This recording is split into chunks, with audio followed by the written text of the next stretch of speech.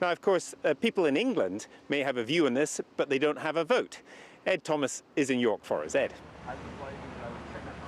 Yes, and in one sense you could say we're in the middle of Middle England. We're in the ancient city of York. As you can tell, the cathedral here, York Minster, towers over us, and this is a symbol of the power that this city once had. And as this debate goes on north of the border, there's calls for power to turn to the regions once again. James Alexander, you're the Labour leader of York Council, also part of the devolution movement in Yorkshire. Are you seizing upon this vote north of the border as an opportunity to shout about your region? We are. Yorkshire and Humber has a population the equivalent of Scotland, an economy double the size of Wales, yet the powers of neither. And whatever happens in the Scottish referendum, whether it's a yes vote or a no vote, people are saying in this locality, what about the north of England and what about Yorkshire and the Humber?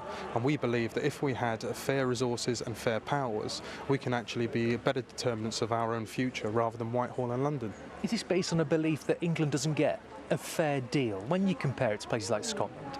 Well, to be fair, I've had described to me recently England as the last bastion of the British Empire ruled from London. It is really silly in some ways that the diktats we get from government ministers about what we can do and what we can't do. In no other country in Europe does that happen. And yet at the same time, people just want good quality services, they want to know their money's being spent wisely, and they want to be able to determine their own future. And we know when decisions are taken closer to the people, it saves money and you spend money in the right way. You talk about decisions and having one hand tied behind your back, but unemployment is lower here, lower than national average. We've just seen the Tour de France go through Yorkshire. Why would you need another layer of government? The Tour de France was a fantastic example of different councils, different political parties working together in the best interests of the region. And that is the example that we need for bigger infrastructure projects and for different areas across Yorkshire and Humber.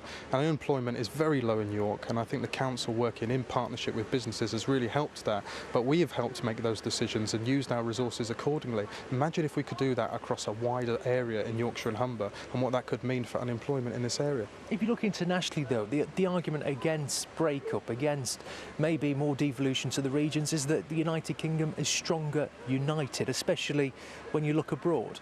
I personally think it's stronger united, and I hope therefore Scotland doesn't choose to be independent, but there has been a democratic deficit since the devolution was brought in after 97 over what happens in the other areas of England, and that has to be addressed. The devolution movement that started way back has not been complete, and we want to make sure that people here have a say over their future. OK, James Alexander, leader of York Council, thank you so much for joining us today. So as this debate goes on north of the border on Scottish independence, questions too about England's role in the Union. Ed, thanks very much. Ed Thomas in York. And as Ed has rightly said, this affects every part of the United Kingdom, although the decision is in the hands of Scotland's voters.